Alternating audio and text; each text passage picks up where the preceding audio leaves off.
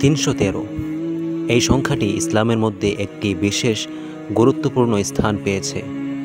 কিন্তু কেন এই সংখ্যাটি ইসলামের মধ্যে বিশেষ গুরুত্বপূর্ণ স্থান পাওয়ার কারণ কি? আমাদের আজকের ভিডিওতে আমরা এই বিষয়টিকে নিয়েই আলোচনা করার চেষ্টা করব। ইসলামে সর্বপ্রথম যে যুদ্ধ সংগঠিত হয়েছিল সেই যুদ্ধ ঐতিহাসিক বদর যুদ্ধ নামে পরিচিত। বদর যুদ্ধে আবু জাহেলের বাহিনীর সংখ্যা ছিল 1000, আর তার বিপরীতে মুসলমানদের সংখ্যা ছিল মাত্র 313 জন।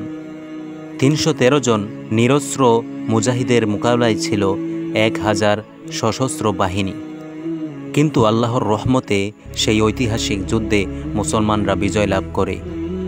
আল্লাহ রব্বুল আলামিন ঠিক কতজন নবী রসুলকে দুনিয়াতে প্রেরণ করেছেন তার সংখ্যা নিয়ে ইতিহাসবিদদের মতে মতানৈক্য রয়েছে।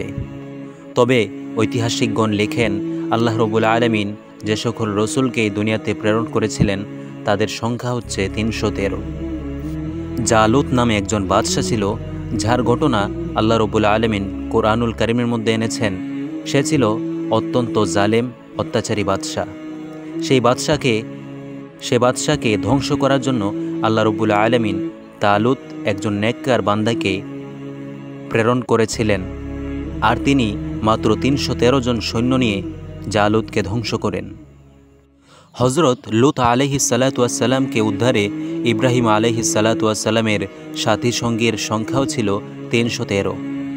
এবং সর্বশেষ কিয়ামতের আগে যখন দাজ্জাল আবির্ভাব করবে, আত্মপ্রকাশ করবে, তখন দাজ্জালকে যে ইমাম মাহদি রহমতুল্লাহি আলাই হত্যা করবেন, তখন ইমাম মাহদি রহমতুল্লাহি আলাইয়ের সাথে সৈন্য থাকবে মাত্র 313 জন।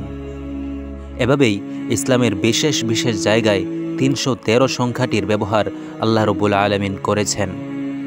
এখানে অবশ্যই আল্লাহ রব্বুল আলামিনের একটি বড় হিকমত রয়েছে, যা বোঝা বান্দার সাধ্যের বাহিরে।